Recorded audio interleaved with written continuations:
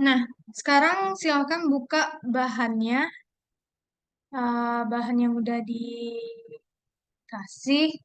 Nah, sekarang kita lanjutkan yang materi selanjutnya itu mengenai kebijakan akuntansi, estimasi, dan kesalahan. Nah, bagian ini itu akan memberikan panduan untuk kita untuk memilih dan menerapkan kebijakan akuntansi yang digunakan dalam menyusun laporan keuangan. Nah, jadi di sini untuk usaha yang menerapkan SAKEMKM ini, gimana sih kebijakan akuntansinya, terus estimasi dan kesalahannya, perlakuannya gitu. Nah, jadi itu yang akan dibahas di sini.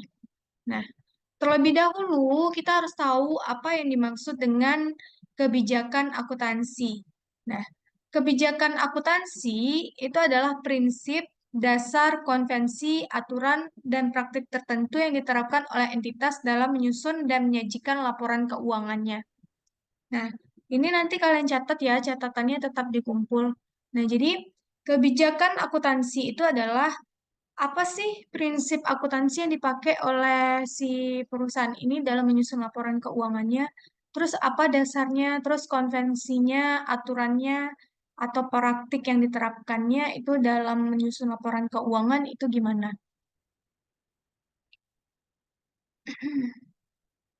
Nah, dalam menerapkan kebijakan akuntansi ini ada istilah yang dikenal dengan konsistensi kebijakan akuntansi. Nah, jadi apa sih yang dimaksud dengan konsistensi kebijakan akuntansi itu? Jadi, entitas itu memilih dan menerapkan kebijakan akuntansinya secara konsisten untuk transaksi, peristiwa, dan kondisi lain yang serupa. Jadi kemarin seperti yang kita bahas juga uh, bahwa ketika suatu entitas itu menerapkan kebijakan akuntansi tertentu, maka pemakaiannya itu harus konsisten, nggak boleh diubah-ubah. Nah, boleh diubah-ubah asalkan memenuhi syarat tertentu. Jadi harus ada syaratnya. Minimal itu penerapan kebijakan akuntansi itu harus dilakukan 2 tahun berturut-turut. Jadi ketika perusahaan pakai metode ini, maka dia harus pakai metode itu untuk selanjutnya, untuk tahun-tahun pelaporan selanjutnya.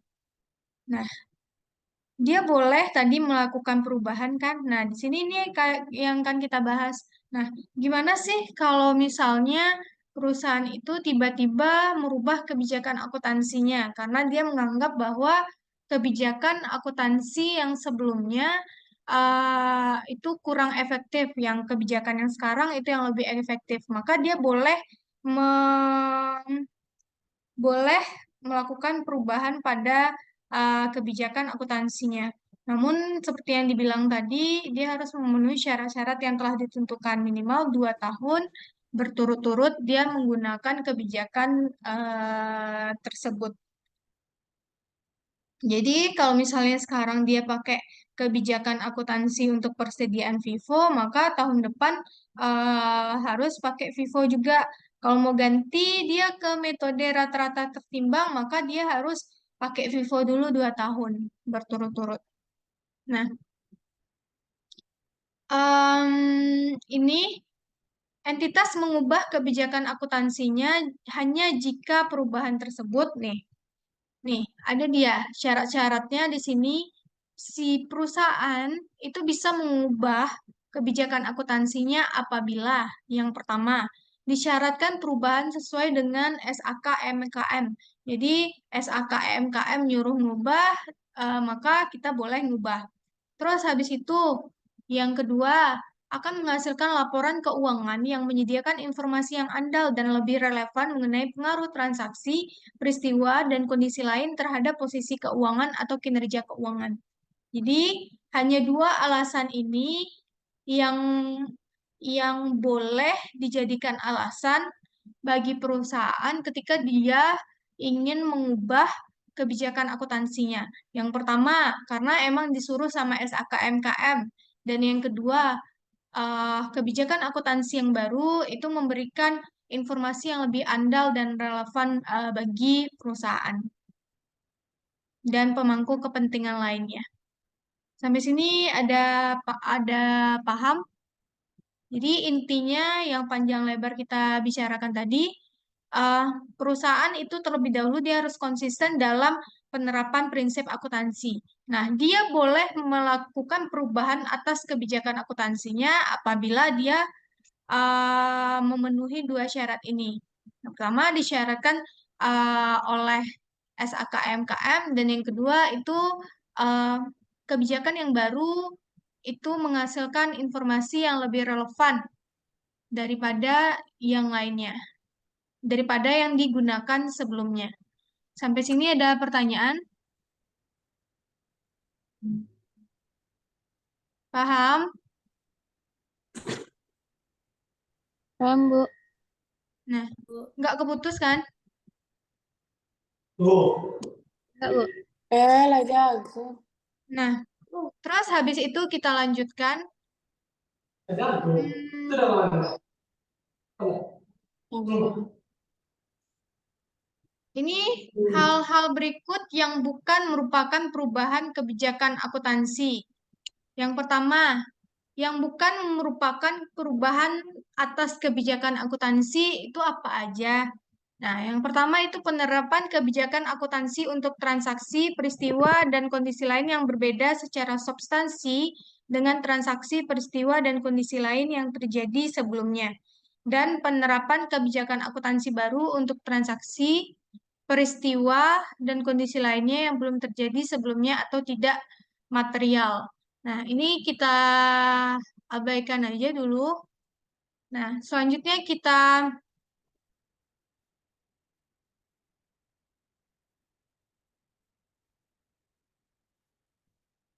lanjutkan penerapan perubahan kebijakan akuntansi. Ini udah dibahas juga. Nah, ini entitas menerapkan seluruh perubahan kebijakan akuntansi lainnya secara retrospektif. Jadi di sini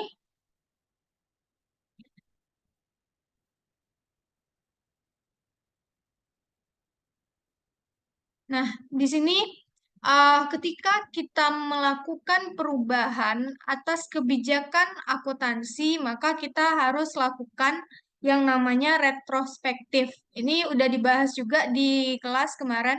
Retrospektif itu kayak contohnya, misalnya tahun sekarang mau pakai metode Vivo, sedangkan sebelumnya itu pakai metode LIFO.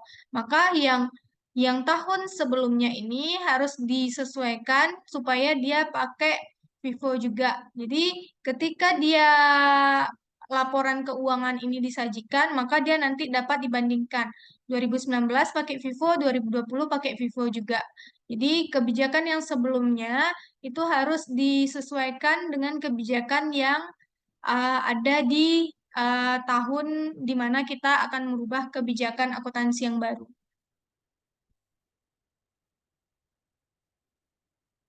Nih, ini yang Ibu jelaskan tadi. Jika perubahan kebijakan akuntansi diterapkan secara retrospektif sesuai dengan paragraf, maka entitas menerapkan kebijakan akuntansi baru untuk informasi komparatif periode lalu untuk tanggal paling awal ketika hal tersebut praktis. Nah, ini dia yang penjelasan yang Ibu jelaskan tadi, seolah kebijakan akuntansi baru tersebut telah diterapkan sebelumnya. Jika tidak praktis untuk menentukan dampak terhadap periode individual dari perubahan kebijakan akuntansi untuk informasi komparatif satu atau dua atau lebih periode lalu yang disajikan, maka entitas harus menerapkan kebijakan akuntansi baru atas nilai tercatat aset dan liabilitas pada periode sajian paling awal, di mana penerapan retrospektif adalah praktis. Nah, jadi ini yang panjang lebar ini intinya adalah kita harus menyesuaikan laporan keuangan tahun periode sebelumnya supaya seolah-olah periode sebelumnya itu kita menggunakan metode yang sama dengan tahun yang ini. Pokoknya itu intinya. Sampai sini ada pertanyaan? Jadi intinya yang panjang lebar tadi kita simpulkan lagi bahwa dalam menerapkan kebijakan akuntansi itu harus konsisten. Nah, dia boleh berubah apabila dia itu yang memenuhi dua syarat tadi. disyaratkan oleh emang SAK yang nyuruh berubah atau kebijakan yang baru itu menghasilkan informasi yang lebih andal. Nah, kemudian habis itu kalau misalnya kita melakukan perubahan terhadap kebijakan akuntansi harus ngapain? Maka kita harus lakukan yang namanya retrospektif. Retrospektif apa? Retrospektif itu berarti adalah kita menyesuaikan kebijakan akuntansi periode sebelumnya supaya sama dengan periode sekarang. Nah, sampai sini ada pertanyaan?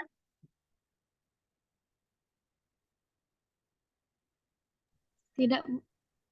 Nah, jelas ya. Jadi itu inti yang tadi. Nah, kemudian habis itu ada yang namanya, jadi di sini seperti judul, ada kebijakan akuntansi, ada estimasi, ada kesalahan. Nah, ketika kebijakan akuntansi itu berubah, maka harus ada retrospektif.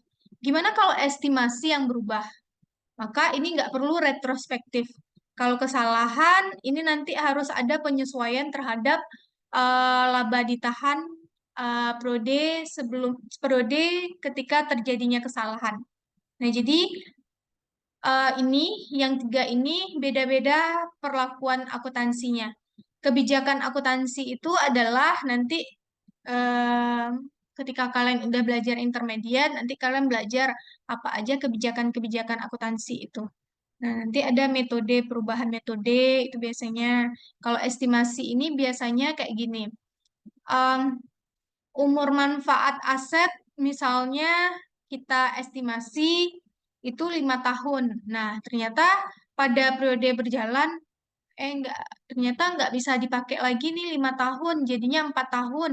Nah, maka itu namanya perubahan estimasi. Jadi yang awalnya kita estimasi, kalau kebijakan ini kan emang udah ditetapkan kan apa aja kebijakannya. Sedangkan estimasi ini pokoknya kalau kita estimasikan dia ada angka estimasinya, maka ketika estimasi itu berubah, maka nanti beda lagi perlakuannya. Nanti kalau kesalahan ini contohnya adalah tahun lalu misalnya kita salah membebankan beban. Beban yang kita bebankan misalnya nilai beban pemasaran misalnya kita catat terlalu besar menyebabkan nanti laba kita jadinya kecil kan. Kalau beban dicatat terlalu besar maka laba kita jadi kecil. Nah, kita baru tahu kesalahannya itu 2 tahun, 2 tahun lagi kita baru tahu kesalahannya itu ternyata kita salah nih tahun kemarin nyatatnya. Nah, itu gimana perlakuannya? Itu yang akan kita bahas sekarang. Nah, biasanya kalau untuk kesalahan ini kita harus melakukan penyesuaian terhadap laba ditahan kita. Kenapa laba ditahan? Karena nanti kan itu ketika kita bikin laporan keuangan itu nanti kan pendapatan dan beban itu kan ditutupnya di masih ingat jurnal penutup. Nanti kan jurnal penutup itu kan laba untuk pendapatan dan beban atau laba itu nanti kan ditutup ke laba ditahan. Nah, sehingga nanti yang disesuaikan berarti akun real yang tersisa itu hanya laba ditahan, sedangkan pendapatan dan beban itu udah ditutup sebelumnya kan. Nah, nanti jadi yang disesuaikan itu adalah laba ditahannya. Kecuali beda lagi nanti kalau kesalahannya itu terjadi pada kita tahu bahwa kesalahannya itu terjadi di periode itu misalnya tahun 2022 nih ada kesalahan. Nah, kita langsung tahu ada kesalahannya itu tahun 2022. Maka itu enggak yang kita sesuai kita bikin jurnal balik aja lagi kita sesuaikan. Nah, sedangkan kalau dia itu udah lewat tahunnya bukan tahun berjalan, maka harus ada penyesuaian terhadap laba ditahan. Tapi kalau kesalahannya itu diketahui di periode berjalan, maka cukup bikin jurnal pembaliknya. Nah, sedangkan kalau jurnal pembalik atau bikin jurnal penyesuaian biasa aja. Nah, kalau misalnya dia kesalahannya baru tahu di tahun-tahun yang akan yang mendatang, di tahun-tahun mendatang yang berbeda dengan tahun terjadinya kesalahan, maka itu kita harus lakukan yang namanya penyesuaian atas laba ditahan. Udah, eh, sekarang sampai sini tuh paham nggak? Kalian catat aja dulu. Jadi nanti yang Ibu jelasin, kalau yang udah ada buku ini berarti coret-coret aja, nanti itu yang dikumpul. Soalnya kalian kan baru PA1, baru masuk PA2 sekarang kan, jadi mungkin belum tergambar eh, kebijakan-kebijakan akuntansinya ini gimana. Jadi kalian terima aja dulu, nanti pas pas kita udah belajar prakteknya gimana. Nah, itu kan kalian udah, oh gini ya. Jadi kan udah kebayang juga. Nih, sampai sini ada pertanyaan?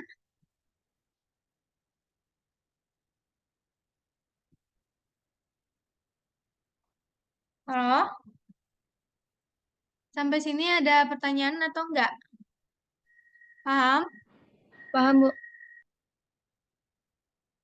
Nah, sekarang kita lanjut ke perubahan estimasi akuntansi yang tadi. Nah, perubahan estimasi akuntansi adalah penyesuaian jumlah tercatat aset atau liabilitas yang berasal dari informasi baru atau tambahan pengalaman. Oleh karena itu, bukan koreksi kesalahan. Jadi, estimasi akuntansi itu adalah penyesuaian jumlah tercatat aset dan liabilitas yang berasal dari informasi baru. Contohnya tadi aset yang umur manfaatnya kita estimasi 5 tahun, sekarang jadi 4 tahun. Nah, kayak gitu. Nah, ini entitas mengakui pengaruh perubahan estimasi akuntansi secara prospektif. Tadi res, ret, repro, apa? Retro, tadi retrospektif. Retrospektif itu berarti kita kita lihat kita perbaiki yang masa lalu. Berarti kan retro itu kan. Retro katanya berarti kan kayak masa lalu gitu kan. Nah, jadi um, kalau tadi kebijakan akuntansi, maka dilakukan retrospektif. Yang masa lalu tuh dijadikan supaya kayak masa hari ini kebijakannya. Sedangkan kalau misalnya perubahan estimasi itu prospektif. Jadi yang udah biarin aja.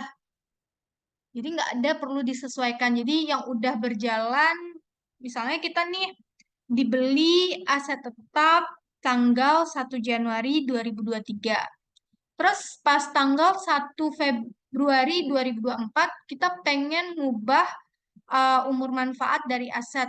Maka kalau misalnya sebelumnya kita udah susutkan pembaginya itu 5 tahun, maka berarti kan udah kita bebankan beban penyusutannya tuh. Nah, kemudian tahun sekarang berubah estimasinya. Nah, berarti harusnya kan berubah juga tuh beban penyusutan tahun sebelumnya. Nah, kalau untuk perubahan estimasi itu yang beban yang udah dibebankan tahun sebelumnya itu dibiarin aja. Jadi kita hitung aja yang baru lagi. Jadi kita lihat aja apa yang akan terjadi, apa yang terjadi di masa depan.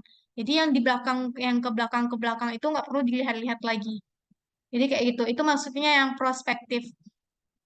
Kalau prospektif itu ke depan aja, misalnya dilakukan perubahan estimasi di tahun 2023. Maka uh, pengaruh dari perubahan estimasi tahun 2023 ini hanya berpengaruh terhadap nilai penyusutan di tahun berikutnya, di tahun ini dan berikutnya.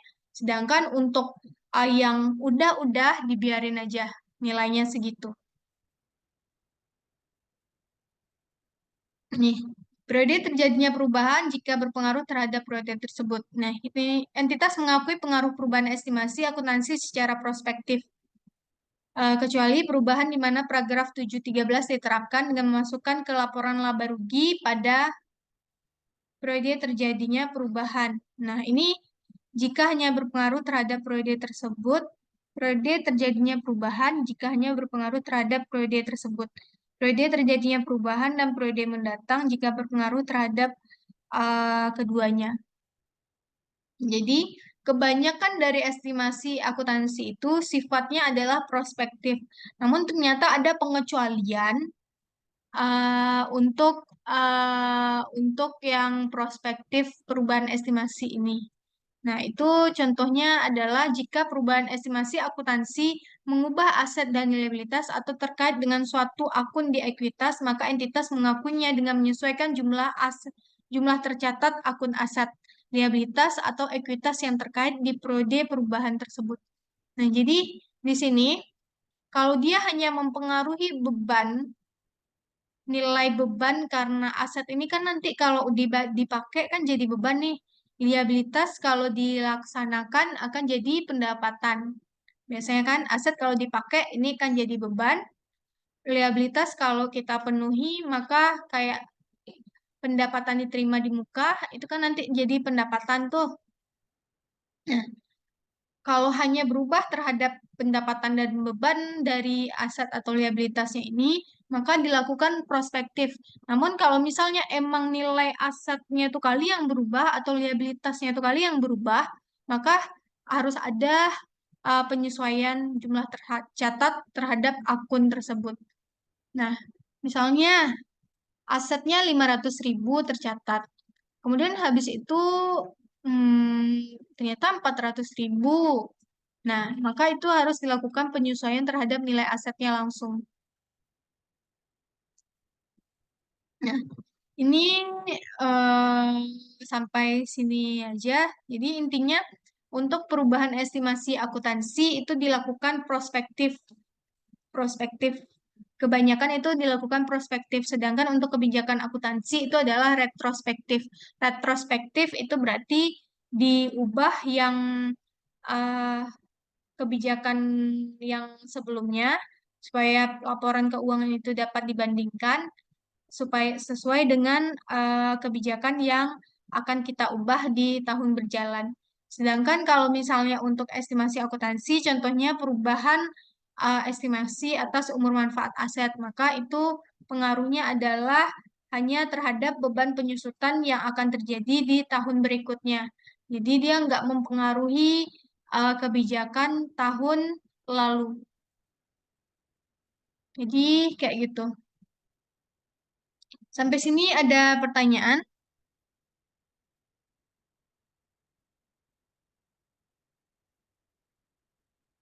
Ada pertanyaan?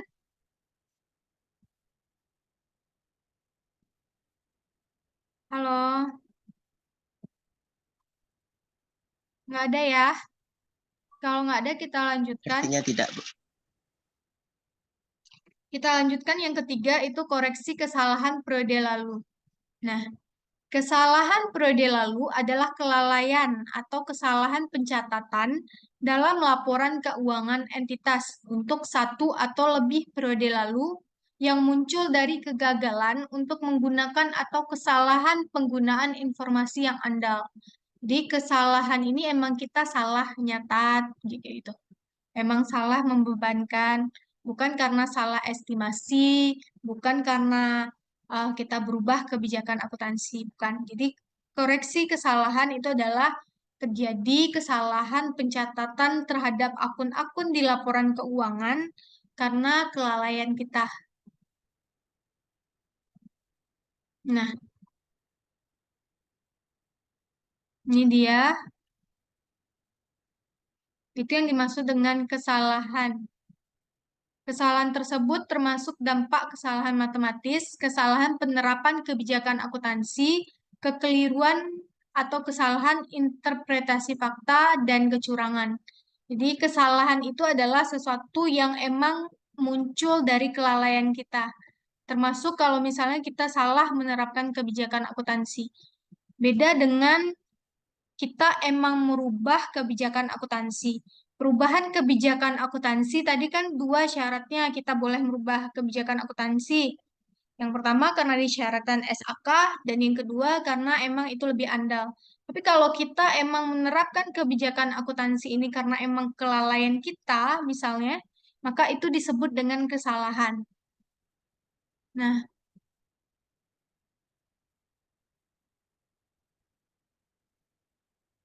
nih, ini gimana sih perlakuan untuk koreksi kesalahan tersebut? Nah, jadi kan kita udah melakukan kesalahan nih dalam pencatatan akuntansinya.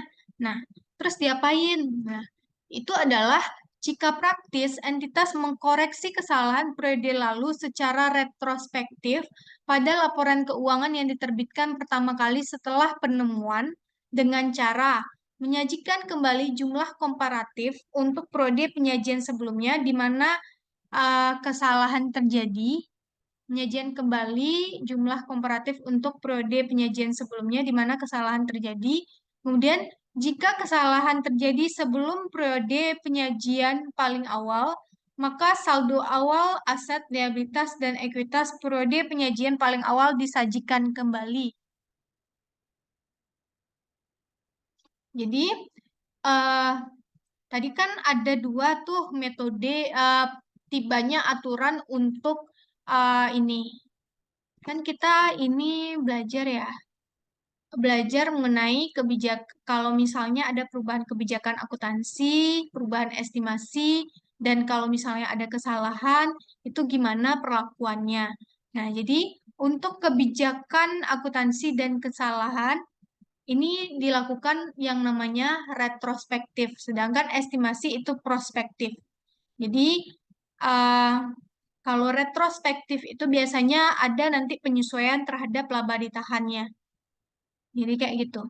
Jadi ada dua kebijakan untuk yang tiga ini. Yang pertama di retrospektif atau di prospektif aja. Kalau untuk kebijakan akuntansi dan kesalahan itu dilakukan retrospektif, sedangkan untuk estimasi itu prospektif aja.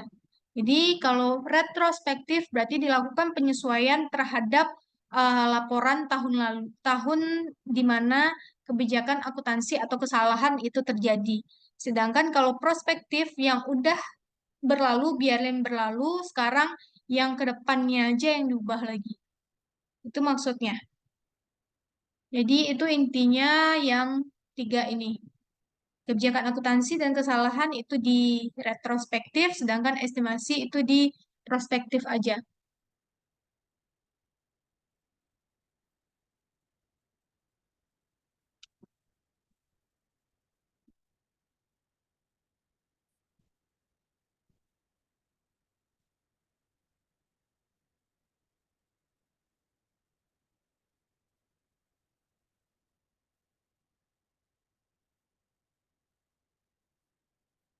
Nah, jadi untuk kesalahan tadi, seperti yang Ibu bilang tadi, kalau untuk kesalahan tadi kan ada yang ditemukan itu pada periode berjalan. Ada yang ditemukan itu baru ditemukan beberapa tahun kemudian atau bukan pada periode berjalan. Nah, ketika kesalahan tersebut terjadi di periode berjalan, maka kita bikin jurnal balik aja. Kita balik, kita perbaiki, kita balik yang jurnal yang salah itu kita bikin. Kalau kita balik berarti kan sama aja yang pencatatan sebelumnya itu nggak jadi kan. Kalau ketika dibalik jurnal maka pencatatan yang udah kita lakukan sebelumnya itu nggak jadi. Berarti udah tiada yang kesalahan tadi kan. Nah, kemudian kita bikin jurnal yang sebenarnya gimana kayak gitu. Sedangkan kalau misalnya dia kesalahannya itu baru ditemukan bukan pada periode terjadinya kesalahan atau beberapa tahun kemudian, maka itu harus dilakukan retrospektif. Retrospektif berarti kita lakukan penyesuaian atas laba ditahan, kemudian disajikan lagi jumlah yang sebenarnya berapa.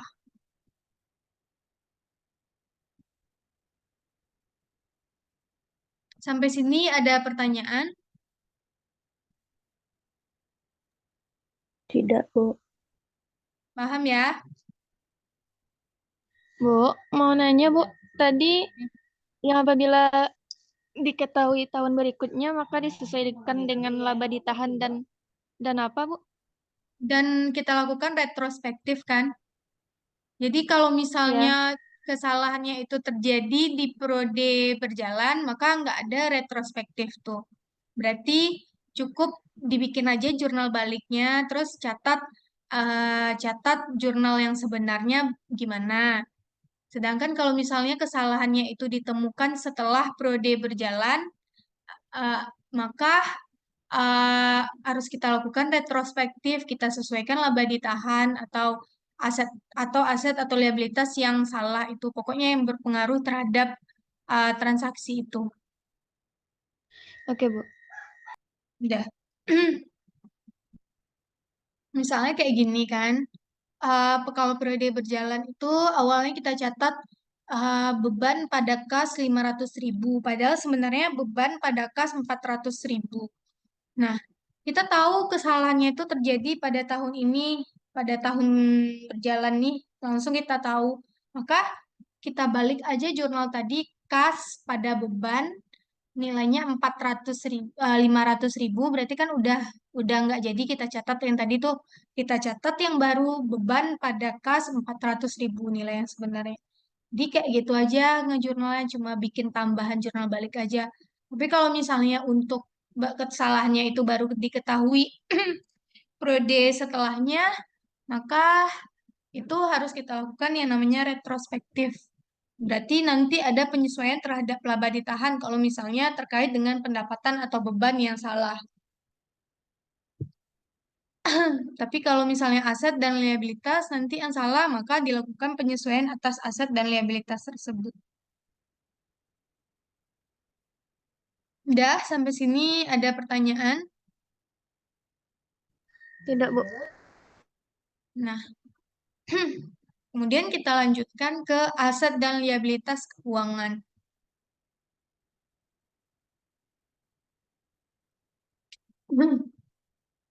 Ini dulu ya.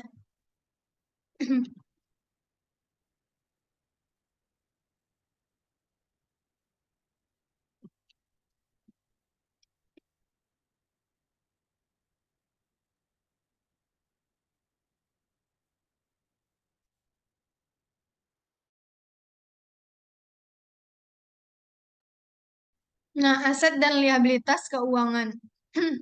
Jadi di sini bab ini itu mengatur tentang prinsip-prinsip pengakuan, pengukuran, penghentian, pengakuan, dan penyajian aset dan liabilitas keuangan.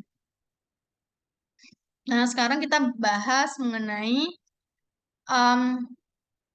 kan ada tuh laporan laporan posisi keuangan. Ada di dalamnya ada aset, ada liabilitas, ada ekuitas. Nah, sekarang kita bahas aset dan liabilitas keuangan itu kan berarti kan ada angka-angkanya tuh. Nah, angka-angkanya itu gimana? Kenapa bisa dapat angkanya itu segitu? Itu karena adanya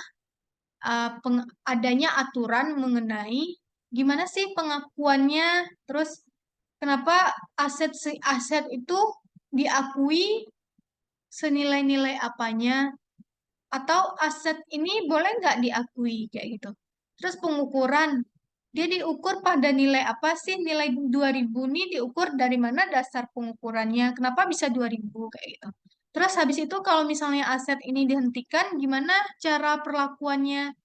Gimana perlakuan akuntansinya kalau misalnya dia dihentikan? Apa jurnalnya?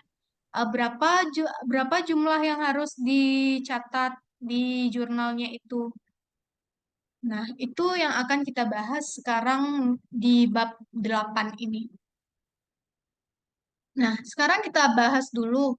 Di dalam aset itu, komponen aset itu ada yang namanya aset keuangan dan aset non-keuangan. Jadi sebenarnya kalau misalnya kita bahas kalau yang nampak kan di laporan posisi keuangan itu kan aset terdiri atas dua tuh kan, aset lancar sama aset tidak lancar atau aset tetap. Nah, kalau kita bagi lagi kalau kita klasifikasikan lagi dia menurut apakah dia aset keuangan atau tidak itu, maka dia terbagi dua. Yang pertama, aset itu bisa dibagi menjadi aset keuangan dan non keuangan, bisa juga dibagi menjadi aset lancar atau tidak lancar. Nah, sekarang kita berdasarkan uh, yang keuangan atau enggak dulu. Jadi dia aset keuangan atau enggak sih yang komponen-komponen di laporan posisi keuangan itu.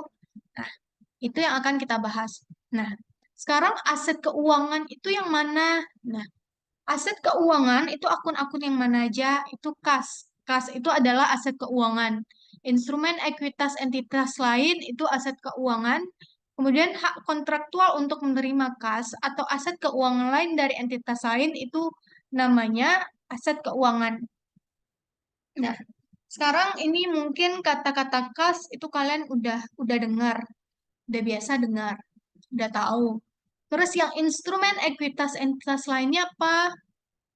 Instrumen ekuitas entitas lain itu adalah, Suara Ibu putus, Bu. nah ini aset keuangan ini ada aset keuangan, ada aset non keuangan. Nah, jadi kas itu kan kalian udah biasa dengar tuh, udah udah familiar kan. Nah, ada yang namanya instrumen ekuitas entitas lain. Bu, instrumen ekuitas entitas lain ini apa nama akunnya di laporan posisi keuangan, Bu? Nah, itu adalah kan ada tahu saham kan? Saham tahu? Tahu, Bu. Nah, saham ada dua saham nih. Kalau kita bahas saham, saham tuh bisa jadi aset, bisa jadi ekuitas. Saham yang jadi aset ini apa? Kalau kita beli saham orang lain, itu jadi aset ya. Jadi yang B ini, aset keuangan itu adalah investasi pada saham. Maksudnya adalah kita beli saham orang lain, itu namanya kita berinvestasi terhadap saham. Maka dia masuk instrumen aset, aset keuangan dia. Tapi kalau misalnya kita yang menerbitkan saham, kita perusahaan yang menerbitkan saham, maka itu namanya modal saham. Jadi ada investasi saham, ada yang namanya modal saham. Investasi saham itu berarti kita beli saham orang lain, sedangkan kalau modal saham itu berarti kita yang menerbitkan saham. Jadi yang termasuk aset itu adalah investasi saham. Jadi itu maksudnya ini instrumen ekuitas entitas lain. Jadi kita berinvestasi pada entitas lain, perusahaan lain dalam bentuk saham. Berarti dia saham yang kita beli tadi itu masuk ke aset keuangan. Kemudian hak kontraktual untuk menerima kas atau aset keuangan lain dari entitas lain. Ini maksudnya adalah kayak piutang dan sejenisnya itu dia masuk ke aset keuangan.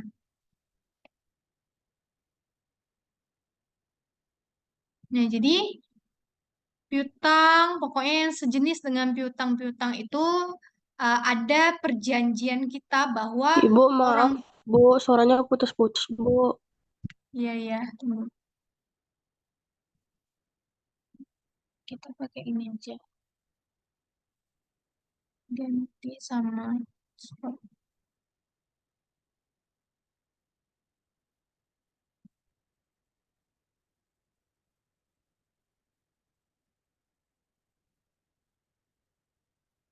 Nah, jadi hak kontraktual untuk menerima kas atau aset keuangan lain dari entitas lain ini adalah itu biasanya kayak piutang, piutang wesel. Nah, itu dia hak kontraktual untuk menerima kas atau aset keuangan lain dari entitas lain. Nah, itu contohnya kan kalau misalnya piutang itu kan berarti nanti ada perjanjian bahwa kita akan menerima kas dari orang tersebut kan. Nah, jadi itu yang dimaksud dengan yang C ini. Piutang dan teman-temannya pokoknya ada perjanjian nanti bahwa kita akan menerima kas, maka itu yang dimaksud dengan yang C ini. Jadi, aset keuangan itu adalah aset yang berhubungan dengan akun-akun yang tiga ini. Jadi ada akun-akun di laporan posisi keuangan itu bagian aset. Kalau dia memenuhi tiga syarat ini, maka dia disebut dengan aset keuangan. Termasuk di sini kalau misalnya kita investasi pada obligasi. Jadi kita investasi pada instrumen hutang. Jadi kan ini investasi pada instrumen hutang, berarti kan misalnya kita jadi obligasi.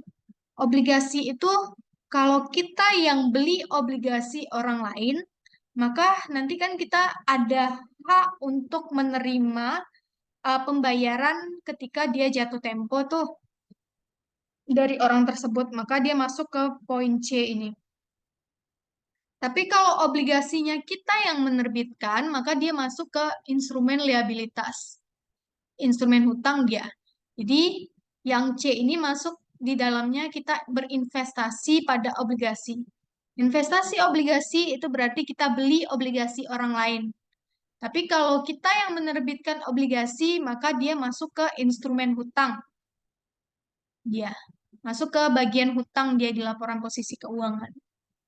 Sampai sini ada pertanyaan?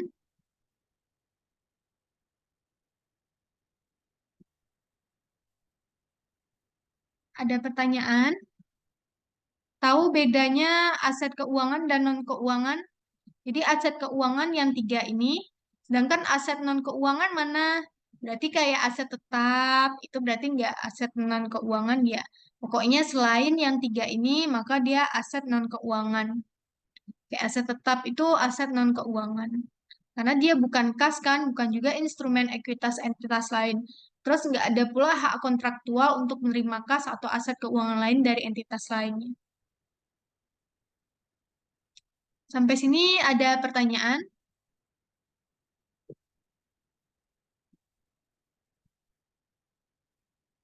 Paham?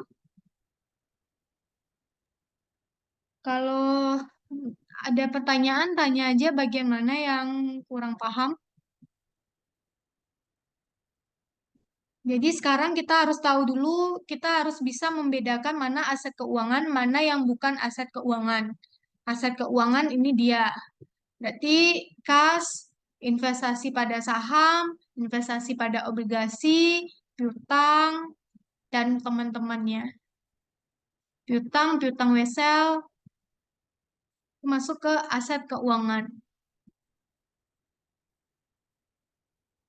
Aset non keuangan yang mana? Aset non keuangan berarti aset tetap, aset tidak berwujud, itu berarti aset non keuangan. Sampai sini ada pertanyaan?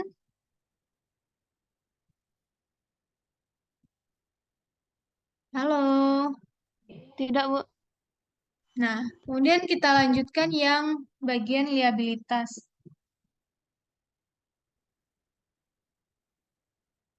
Liabilitas nih biasanya kan kita bagi di laporan posisi keuangan itu ada liabilitas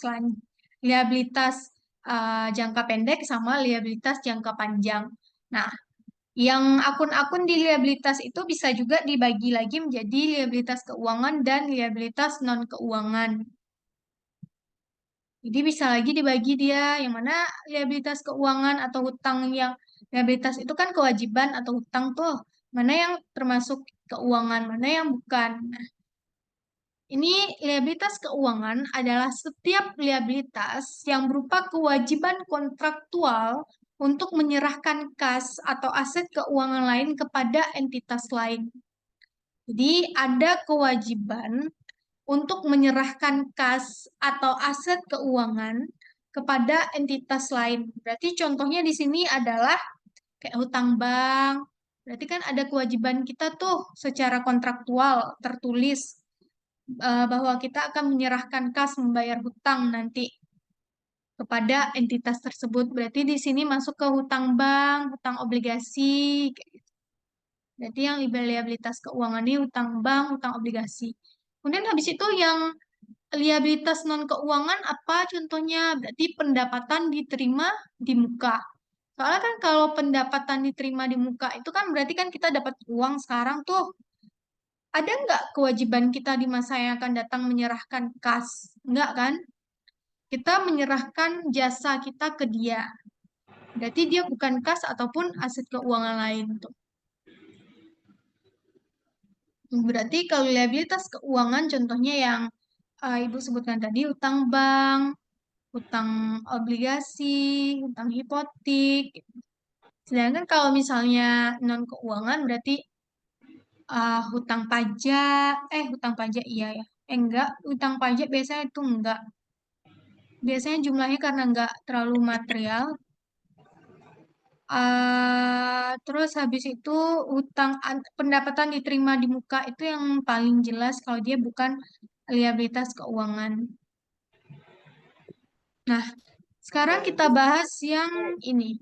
Contoh aset dan liabilitas keuangan yang dicakup dalam ruang lingkup bab ini termasuk. Nah, ini yang ini yang Ibu bilang tadi. Apa aja sih contoh-contoh dari aset keuangan dan liabilitas keuangan itu? Ini dia contohnya. Piutang dan hutang, pinjaman yang diberikan atau yang diterima. Terus pinjaman yang diberikan berarti kita yang ngasih pinjaman kan, piutang dia. Kalau yang diterima berarti kita yang berhutang tuh. Hutang bank contohnya kan. Investasi pada instrumen hutang contohnya obligasi, investasi pada instrumen ekuitas, contohnya saham perusahaan yang diperdagangkan di Bursa Efek. Nah, bab ini tidak berlaku untuk aset dan liabilitas terkait imbalan kerja yang diatur dalam bab 14. Kemudian aset dan liabilitas pajak penghasilan yang diatur dalam bab 15. Berarti di sini yang kita ruang lingkup dari bab 8 ini pengakuan terhadap aset dan liabilitas keuangan. Jadi kita bahas sekarang itu aset dan liabilitas keuangan aja. Aset dan liabilitas keuangan aja. Nah, di sini berarti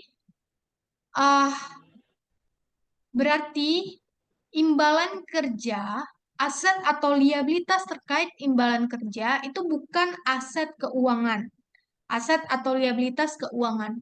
Kemudian aset dan liabilitas terkait dengan pajak itu berarti kan bukan aset atau liabilitas keuangan. Kan tadi seperti yang Ibu bilang tadi bahwa emang benar kalau misalnya aset keuangan itu adalah aset atau liabilitas keuangan itu adalah terjadinya transfer kas kan. Nah, walaupun pajak ini nanti kita harus bayar pakai kas di masa yang akan datang, namun dia nggak termasuk ke dalam aset keuangan. Jadi imbalan kerja atau pajak penghasilan itu dia nggak masuk ke aset keuangan. Dah, sampai sini ada pertanyaan?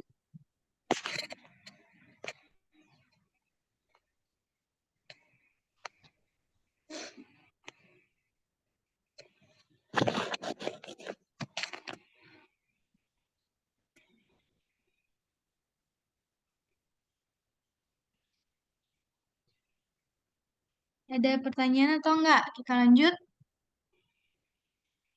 Lanjut, Bu. Nah, kita lanjut. Sekarang tadi pengenalannya dulu. Tadi ini kan bab 8 ini kan membahas mengenai aset dan liabilitas keuangan itu gimana pengakuan dan pengukurannya. Berarti yang sebelumnya kita harus kenal dulu nih apa yang dimaksud dengan aset keuangan. Udah kenal tadi.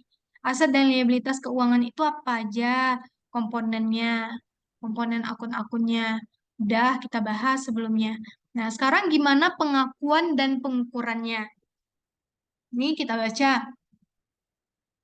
Entitas mengakui aset dan liabilitas keuangan hanya ketika entitas menjadi salah satu pihak dalam ketentuan kontraktual aset dan liabilitas keuangan tersebut.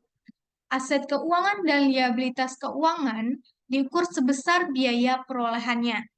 Jadi, kita mengakui itu maksudnya adalah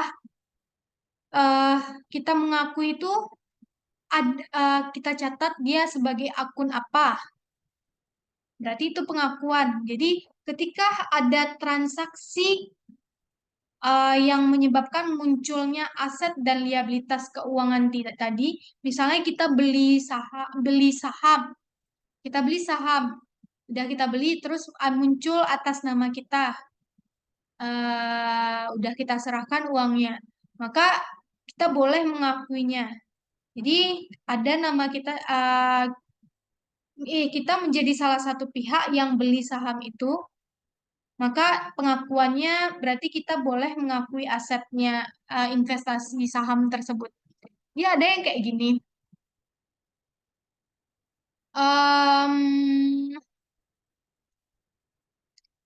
Ada perusahaan anak dan perusahaan induk. Yang beli saham perusahaan induk berarti nggak boleh diakui oleh anak yang sahamnya itu kayak itu contohnya. Jadi siapa yang menjadi pihak dalam pembelian tersebut, maka dia yang boleh mengakui aset tersebut. Jadi jadi transaksi tersebut ada di laporan keuangannya, gitu. Diakui, boleh dia diakui. Nah, sekarang pengukuran itu adalah berapa sih angka yang harus kita catat? Kan tadi udah kita akui nih, oh ternyata ini kita investasi saham atas nama perusahaan kita, berarti kita boleh mengakuinya sebagai investasi saham nih. Jadi kayak tadi kita beli saham, berarti kita beli saham orang lain, berarti boleh kita akui sebagai investasi saham. Kita akuilah dia sebagai investasi saham nama akunnya. Berarti kalau pengakuan itu lebih ke nama akunnya apa? Kalau pengukuran itu lebih ke berapa sih jumlah yang dicatat dari akun tadi? Jadi itu. Kalau pengakuan, transaksi ini diakui sebagai akun apa? Kita melakukan transaksi nih, transaksi beli saham. Terus diakui sebagai apa? Jawabannya diakui sebagai investasi saham. Terus kalau pengukuran berarti berapa sih harus kita catat investasi saham ini di pas kita ngejurnal transaksi ini? Nah, itu jawabannya adalah aset keuangan dan liabilitas keuangan diukur sebesar biaya perolehannya. Jadi, angka yang harus dicatat sebesar apa sih transaksi tadi dicatat akunnya udah diakui nih. Terus angkanya berapa? Itu adalah sebesar biaya perolehannya.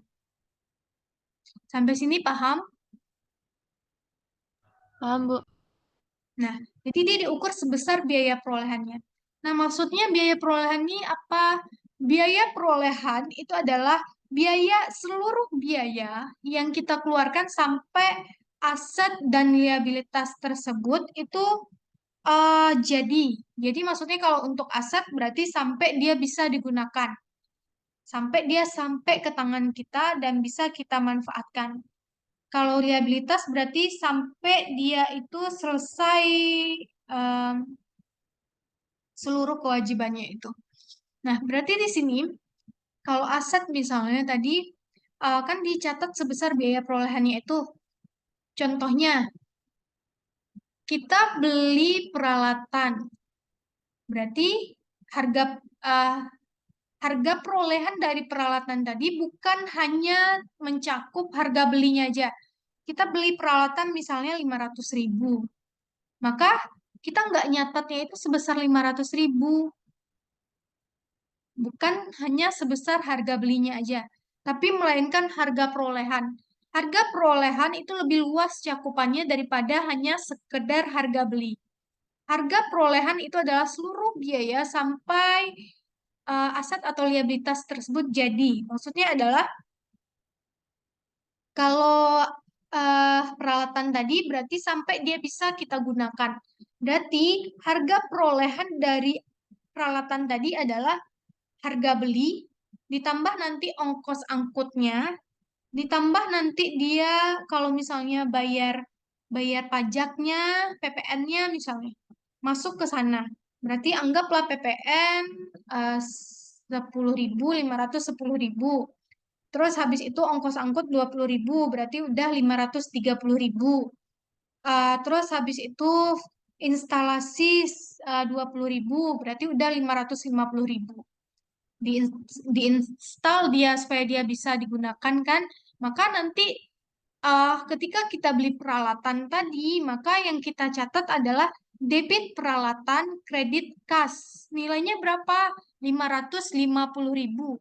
Bukan sebesar 500.000 aja, melainkan 550.000. Sebesar harga perolehannya, bukan sebesar harga beli. Jadi, harga beli dengan harga perolehan itu beda. Harga perolehan itu lebih luas cakupannya daripada harga beli. Harga beli berarti hanya berapa kita bayar ke ke supplier. Sedangkan kalau harga perolehan itu adalah seluruh biaya yang kita keluarkan sampai kalau misalnya aset sampai bisa kita gunakan. Nah, kita jumlahkan nilainya semuanya. Nah, itulah yang akan kita catat nanti sebagai biaya perolehan dari aset.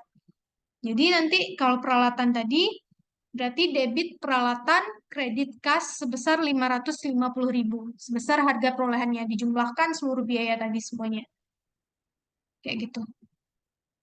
Kalau biasanya kan kalian tahu cuma biaya harga belinya aja kan.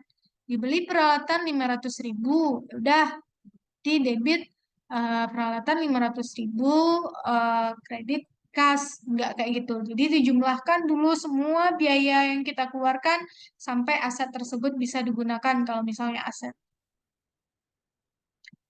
Kalau misalnya liabilitas, nanti sampai liabilitas itu eh, benar-benar sampai ke tangan kita.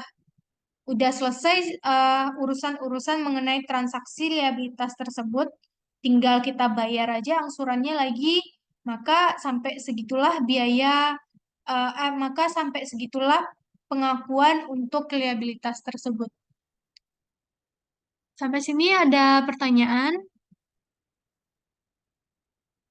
Ini nanti akan dibahas juga. Ini dia bahas di sini. Biaya perolehan aset tadi kan ini kan udah Ibu jelasin nih penjelasannya. Ini ternyata udah dirincikannya. Biaya perolehan aset dan liabilitas keuangan diukur pada harga transaksi. Contoh untuk harga transaksi dan aset dan liabilitas keuangan adalah sebagai berikut. Untuk pinjaman, nah tadi kan Ibu bilangnya itu kan sampai dia bisa digunakan, itu kan terkait dengan aset tetap kan. Aset tetap dan aset tetap persediaan itu bukan aset keuangan, melainkan aset non keuangan. Nah, sekarang kita bahas yang aset keuangan aja. Nah, kalau untuk aset keuangan itu gimana pengukuran untuk biaya perolehannya? Kalau tadi aset non keuangan itu berarti dia bisa digunakan kalau aset keuangan. Aset non keuangan. Aset non keuangan tadi kan contohnya aset tetap kan sama persediaan. Nah, sekarang kalau untuk aset keuangan yang kita bahas contoh-contohnya tadi, itu gimana cara pengukuran untuk biaya perolehannya? Biaya perolehannya itu apa aja kayak gitu. Nah, ini dia. Biaya perolehan aset atau liabilitas keuangan diukur pada harga transaksi. Jadi dia diukur pada harga transaksi. Harga transaksinya itu berapa? Nah, ini dia. Untuk pinjaman, harga transaksinya adalah sebesar jumlah pinjaman. Jadi berapa kita pinjam, segitu kita catat nanti. Kalau dia piutang, berarti debit piutang, kredit kas sebesar berapa yang kita pinjamkan ke orang itu. Kalau liabilitas keuangan berarti pinjaman yang kita kasih ke orang lain, berarti berapa kita kasih ke orang lain itu pinjamannya sebesar itu kita catat. Misalnya kita ngasih pinjaman 500 juta, maka sebesar itulah kita catat 500 jutanya. Nah, kemudian nanti kalau ada uh, biaya-biaya untuk transaksi pinjaman itu gimana? Maka dia nggak boleh ditambahkan. Jadi hanya sebesar harga transaksinya aja. Jadi berapa pinjamannya? Misalnya kita nih ada bayar jasa bantuan orang lain, biaya administrasi misalnya untuk pinjam meminjam ini. Maka itu nggak boleh dibebankan ke pinjaman tersebut. Jadi pinjaman atau pinjaman baik hutang maupun piutang itu nanti dicatat jumlahnya pada akunnya itu kan kita ngejurnal nih tiap transaksi kan. Nah, jumlahnya itu hanya sebesar berapa jumlah pinjamannya. Nah, segitu dicatat. Kemudian untuk piutang dan hutang, harga transaksinya adalah sebesar jumlah tagihan. Berapa nanti ditagih? Tagihannya berapa ditagih gitu. Kemudian untuk yang C, untuk investasi pada instrumen ekuitas dan instrumen hutang, harga transaksinya adalah sebesar imbalan yang diberikan. Contoh, kas yang dibayarkan untuk memperoleh investasi dalam bentuk saham perusahaan publik.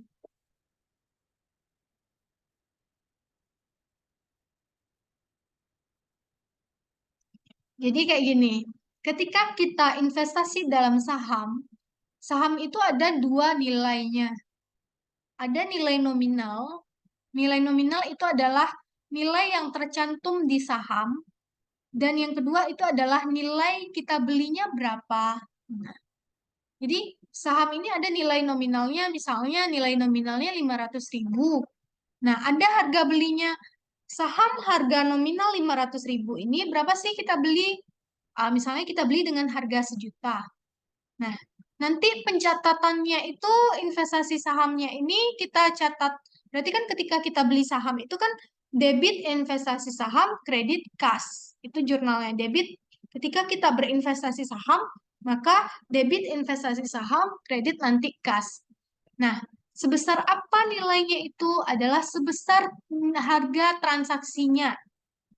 Nah, harga transaksinya itu adalah kayak tadi Ibu bilang bahwa saham ini nilai nominalnya 500.000, tapi kita beli nilainya dengan nilai 1 juta. Maka yang kita catat itu sebagai investasi yang didebit tadi itu adalah nilainya 1 juta, bukan 500.000. Walaupun nilai nominal dari saham tadi itu adalah 500.000. Tapi yang kita catat itu adalah nilainya 1 juta. Berapa kas yang kita bayarkan untuk membeli investasi tersebut? Maka sebesar itulah investasi tersebut yang akan kita catat. Sampai sini ada pertanyaan?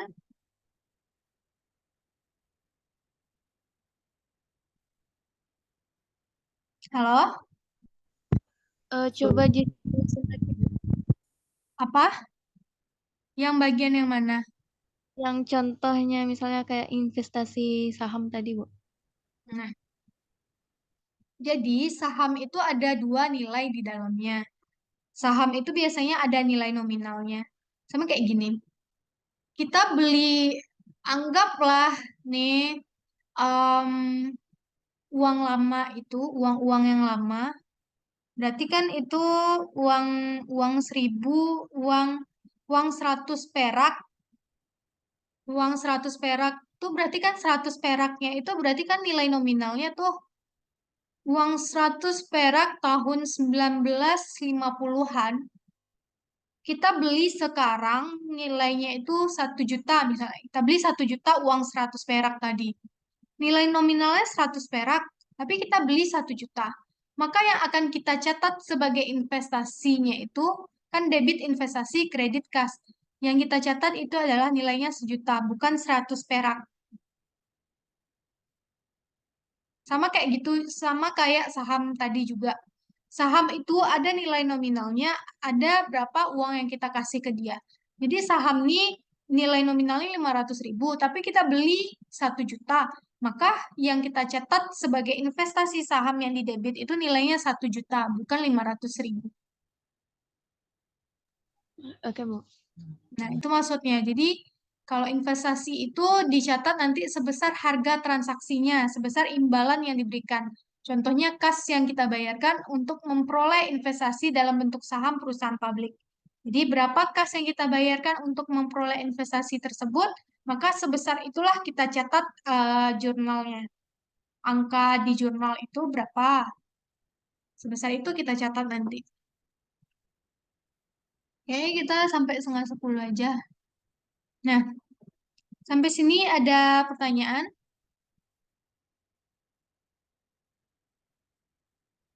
Udah, kalau nggak ada, kita lanjutkan.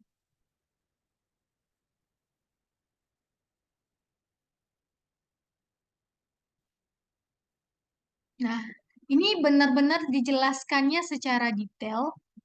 Ini kan katanya tadi biaya perolehan aset dan liabilitas keuangan diukur pada harga transaksi.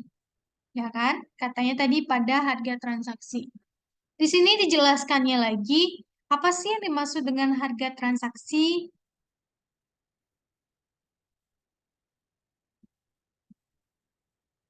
Nih, biaya transaksi adalah biaya terkait langsung dengan perolehan aset dan liabilitas keuangan. Biaya transaksi diakui sebagai beban dalam laporan laba rugi. Misalnya, entitas menerima pinjaman dari bank dan sebagai syarat untuk memperoleh pinjaman tersebut, bank membebankan biaya tertentu. Entitas mencatat biaya transaksi atas pinjaman tersebut sebagai beban dalam laporan laba rugi. Nah, jadi ini yang yang Ibu bilang tadi.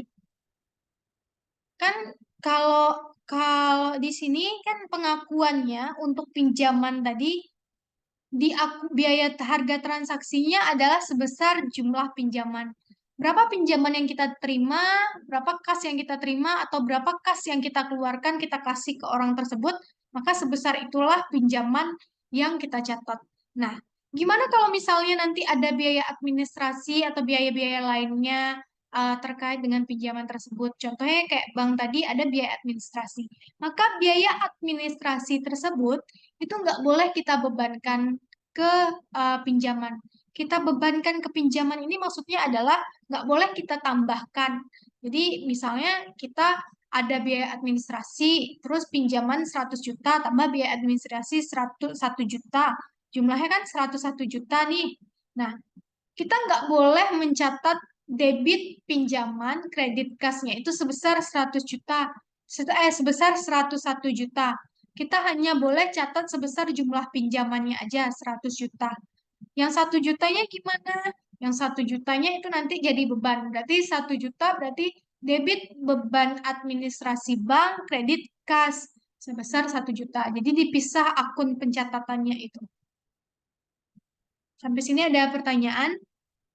Jadi untuk pinjaman untuk aset keuangan dan liabilitas keuangan itu dicatat sebesar biaya transaksinya. Biaya transaksinya ini hanya mencakup terkait dengan berapa pinjaman yang diberikan atau berapa pinjaman yang diterima atau berapa kas yang kita bayarkan untuk instrumen kayak investasi saham tadi. Sedangkan biaya-biaya di luar itu kita akui sebagai beban. Jadi ada dua pencatatannya. Catat dulu asetnya atau liabilitasnya, terus yang kedua kita catat beban beban yang kita keluarkan terkait dengan transaksi tersebut. Sampai sini ada pertanyaan?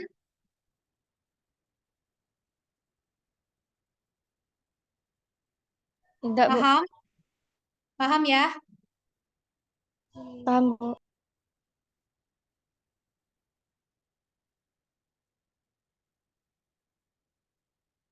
Nah, pada akhir periode pelaporan, entitas mengukur aset dan liabilitas keuangannya. Nah, jadi sekarang fokus kita adalah aset dan liabilitas keuangan aja. Jadi nanti non keuangan itu nanti beda lagi perlakuannya. Imbalan kerja nanti beda lagi perlakuannya. Pajak nanti beda lagi perlakuannya. Jadi sekarang kita bahas yang aset dan liabilitas keuangan aja.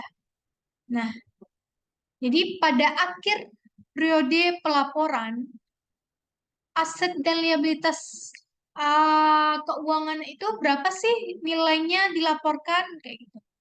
Jadi aset ini kan misalnya kita minjem nih pas tanggal 1 Januari 2023 100 juta kita pinjam. Nanti pas 31 Desember nilainya masih 100 juta atau enggak gitu. Itu pertanyaannya. Jadi sekarang pas 1 Januari 2023 kita minjem 100 juta, berarti kredit hutang sebesar 100 juta karena kita yang minjem kan. Nah, sekarang pas 31 Desembernya, pas akhir periode pelaporan, masih 100 juta nggak nilainya di laporan posisi keuangan itu? Jawabannya, nih kita jawab. Harga transaksi dikurangkan dengan seluruh pembayaran pokok dan seluruh pembayaran atau penerimaan bunga sampai dengan tanggal tersebut. Jadi, kalau misalnya hutang tadi udah dilunasi, maka udah dilunasi nih sebelum tanggal periode pelaporan. Sebelum tanggal 31 Desember udah ada yang dilunasi sebagian berapa. Maka yang 100 juta tadi dikurangi dengan nilai yang udah dilunasi. Sebenarnya kan ketika kita pelunasan kita debit utangnya kan kredit kas. Maka dengan sendirinya nanti ketika dia diposting berkurang nilai dari hutang awal tadi kan. Jadi nanti pas 31 Desember itu berapa sisa hutang kita lagi? Sebesar itulah yang kita laporkan di laporan posisi keuangan nilai hutangnya. Jadi kalau udah dilunasi, maka dikurangkan sebesar nilai pelunasan. Jadi misalnya yang hutang 100 juta tadi, 1 Januari 2023 tadi kan, udah dilunasi pas tanggal 1 Mei 50 juta. Maka pas tanggal 31 Desember 2023 berarti nilai hutang tinggalnya 50 juta. 100 juta dikurang dengan 50 juta. Sampai sini ada pertanyaan?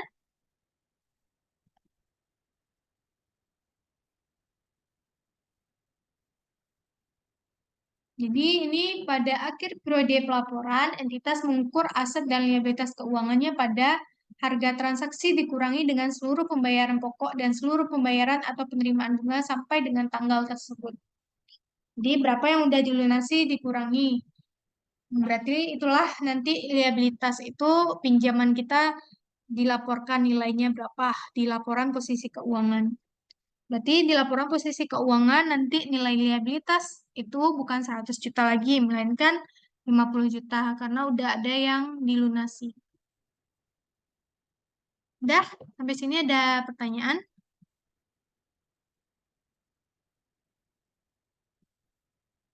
Tidak, Bu. Nah, jadi paham ya?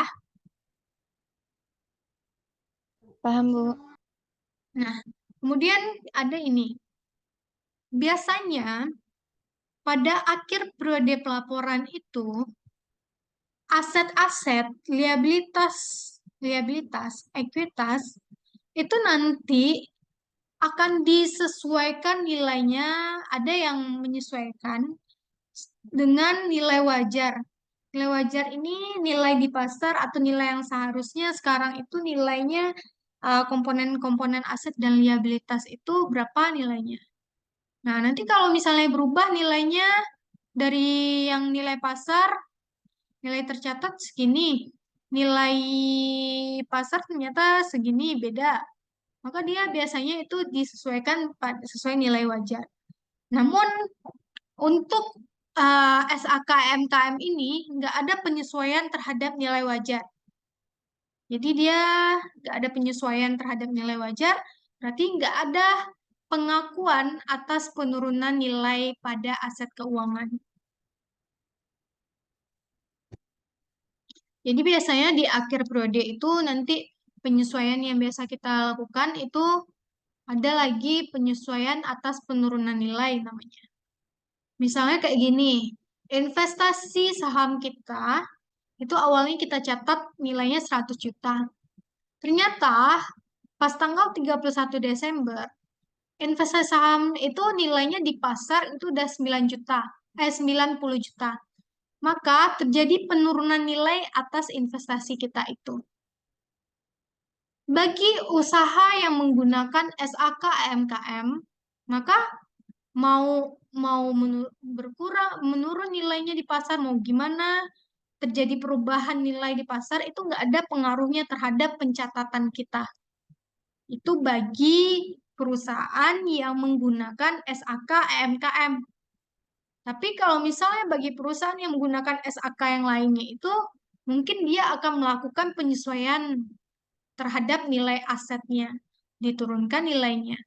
Namun kalau untuk SAK MKM itu tidak mengakui adanya penurunan nilai pada aset keuangan.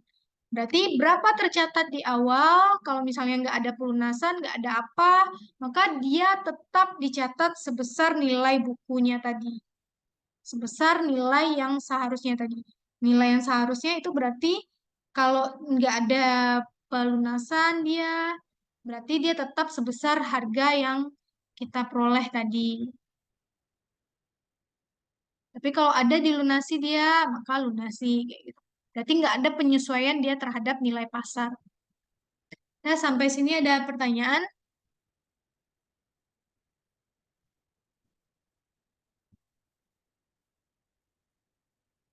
Jadi pada pada perusahaan yang menerapkan pada usaha yang menerapkan SAKMKM itu entitas tidak mengakui adanya penurunan nilai pada aset keuangan. Jadi nggak ada dia mengakui penurunan nilai pada aset keuangan. Sampai sini ada pertanyaan atau enggak? Enggak, Bu. Kita lanjutkan. Iya, Bu. Nah, selanjutnya kita lanjutkan. entitas menghentikan pengakuan aset keuangannya ketika, jadi kan entitas menghentikan pengakuan aset keuangannya. Ketika kita akui berarti kita bikin jurnalnya apa, muncul akun tersebut di laporan kita. Ketika kita hentikan, maksudnya berarti kita hentikan pengakuannya. Hentikan pengakuan maksudnya adalah berarti awalnya muncul aset investasi. Sekarang kita hentikan pengakuannya, berarti nggak ada akun itu lagi. Itu maksudnya. Jadi, kita menghapus akun yang semula diakui itu kapan? Jadi ini maksudnya. Akun yang ada semula tadi, nggak kita akui lagi, berarti kita hapus akunnya nggak ada lagi di laporan kita, itu kapan? Yang pertama, hak kontraktual atas arus kas yang berasal dari aset keuangan berakhir. Berarti contohnya kayak gini. Investasi atas obligasi misalnya. Investasi atas obligasi berarti kan investasi pada hutang. Nah, orang tuh janjinya obligasinya ini jatuh tempo 5 tahun lagi. Nah, berarti pas tahun kelima berarti kan udah dilunasi nih investasi obligasi tadi. Berarti udah kita terima pembayaran dari perusahaan yang menerbitkan obligasi. Nah, ketika dia dilunasi itu berarti udah jatuh tempo dia, maka kita hapuslah hutang atau asetnya itu. Jadi kalau hutang tadi, kalau hutang berarti ketika dia udah dilunasi maka dihapus. Kalau investasi berarti kayak gitu juga. Investasi dalam piutang berarti ketika orang udah melunasi piutangnya tadi, berarti kita hapus piutangnya. Investasi juga kayak gitu, ketika dia orang yang jual saham ke kita tadi udah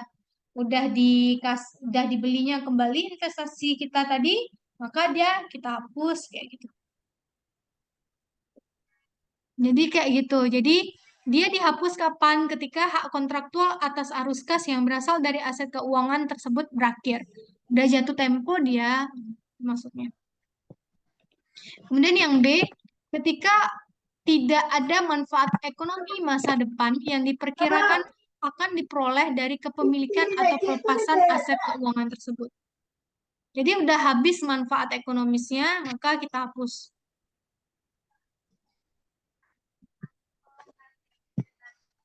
Udah, sampai sini ada pertanyaan? Tidak, Bu. Jadi kapan kita menghentikan pengakuan, menghapus akun-akun yang diakui tadi?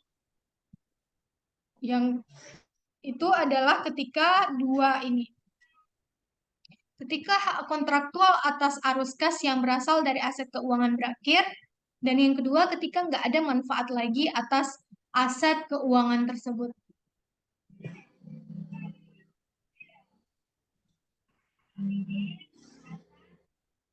Kalau piutang berarti ini kan aset aja nih katanya. Aset berarti contohnya piutang, investasi kan. Udah jatuh tempo dia, maka kita hapuskan. Ya, sampai sini ada pertanyaan?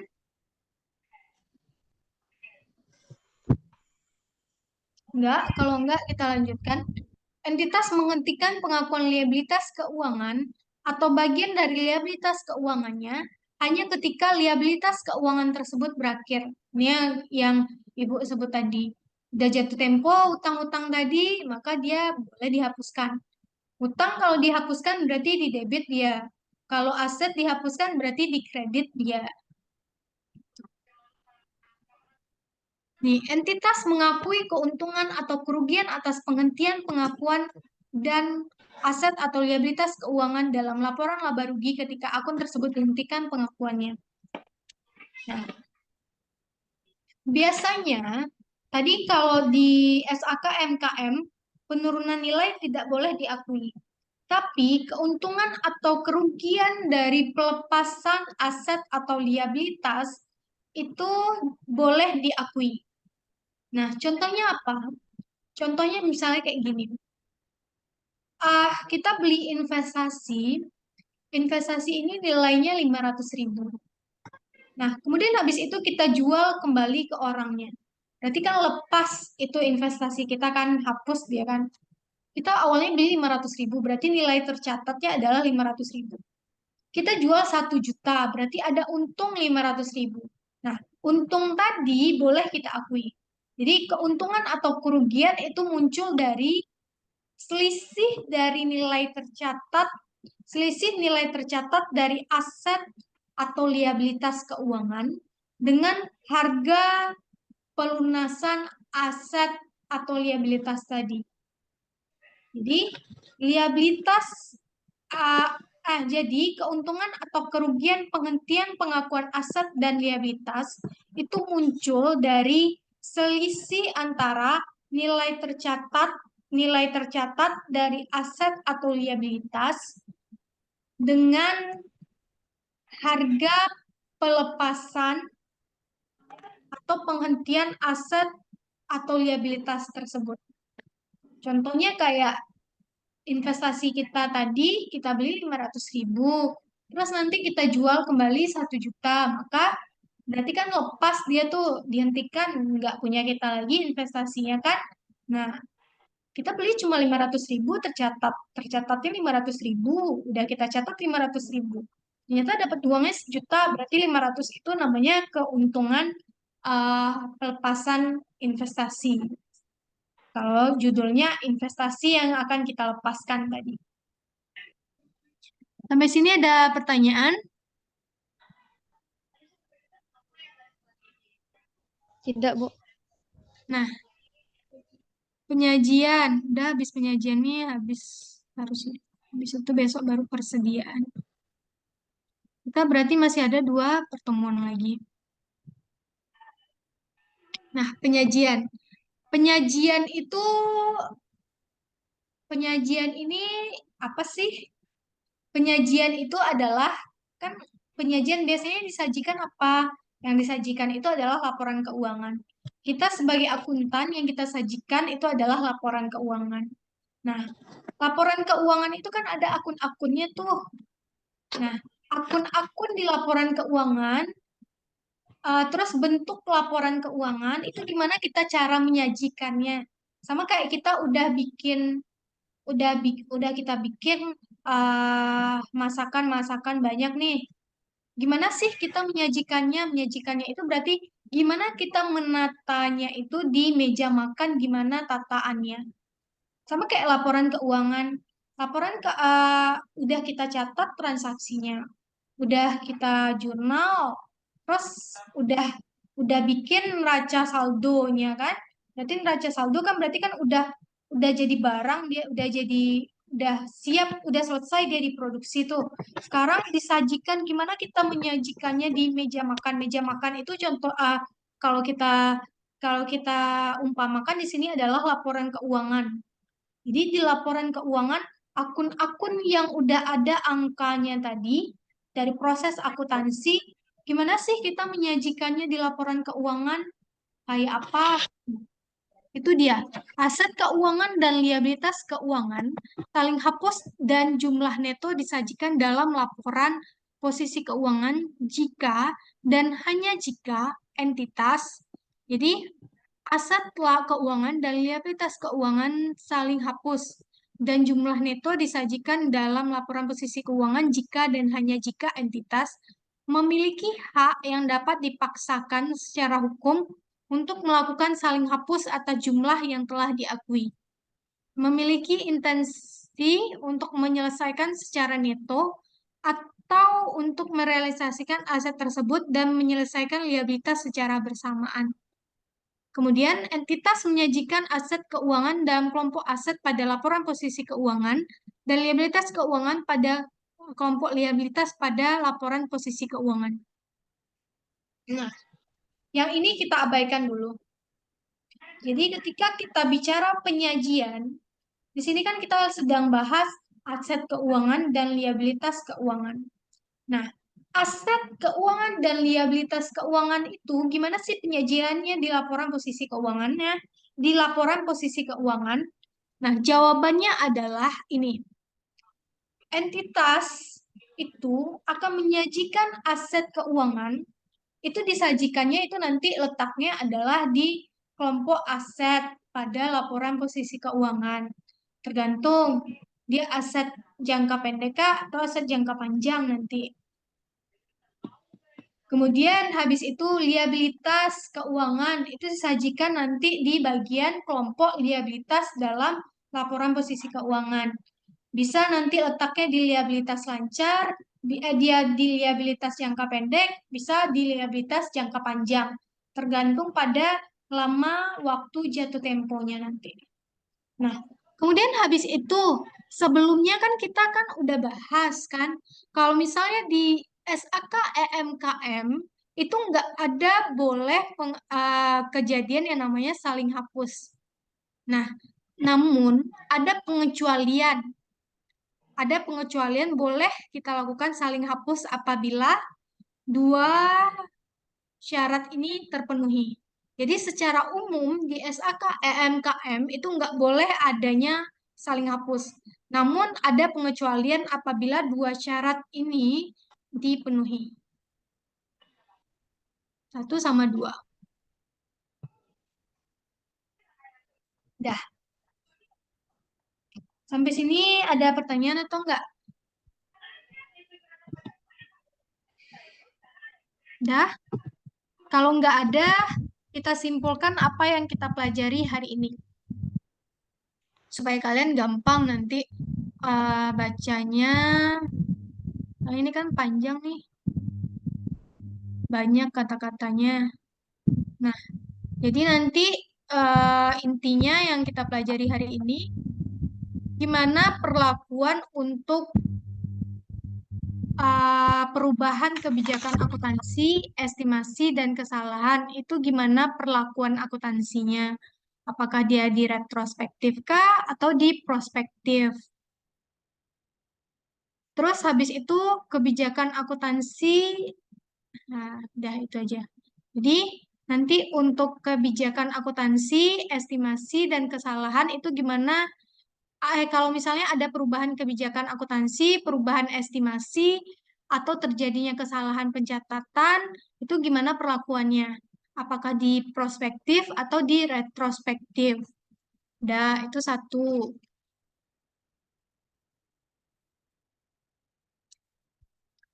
Hmm, nanti kan kalau kesalahan itu kan ada dua. Kesalahan kan ada dua tadi tuh. Ada kesalahan yang terjadi di periode berjalan, ada yang kesalahan uh, di luar periode berjalan. Jadi udah lewat periode berjalannya. Nah, gimana pengakuannya kayak gitu. Terus habis itu kita bahas lagi tentang aset dan liabilitas keuangan. Nah, aset dan liabilitas keuangan itu apa aja contohnya? Apa yang dimaksud dengan aset dan liabilitas keuangan itu? Kemudian, gimana pengakuan dan pengukurannya? Diukur dan diakui, kapan dia diakui? Terus, sebesar nilai apa dia diukur? Kayak gitu. Terus, kalau misalnya kita hentikan, kita hapus aset atau liabilitas keuangan tadi, uh, kapan kapan sih kita hapus aset atau liabilitas keuangan itu? Kapan kita hapus aset atau liabilitas keuangan itu? Berarti ini sama ini kan? Terus uh, diakui atau enggak keuntungan atau kerugiannya? Terus habis itu untuk aset dan liabilitas keuangan itu gimana penyajiannya di laporan posisi keuangan? Nah, itu dia di sini. Ini dia jawabannya. Dah, kalau nggak ada pertanyaan, kita cukupkan pertemuan kita hari ini. Kira-kira ada pertanyaan atau enggak? Tidak, Bu. Cukup, Bu. Nah, kalau nggak ada, kita tutup pertemuan kita hari ini. Berarti kita masih ada 2 pertemuan lagi. Nanti kita ikuti aja dulu sesuai jadwalnya. Nanti baru kita mengganti yang pertemuan 1. Oke, sekian pertemuan kita hari ini. Lebih dan kurang mohon maaf. Assalamualaikum warahmatullahi wabarakatuh. Catatannya kumpul di island ya.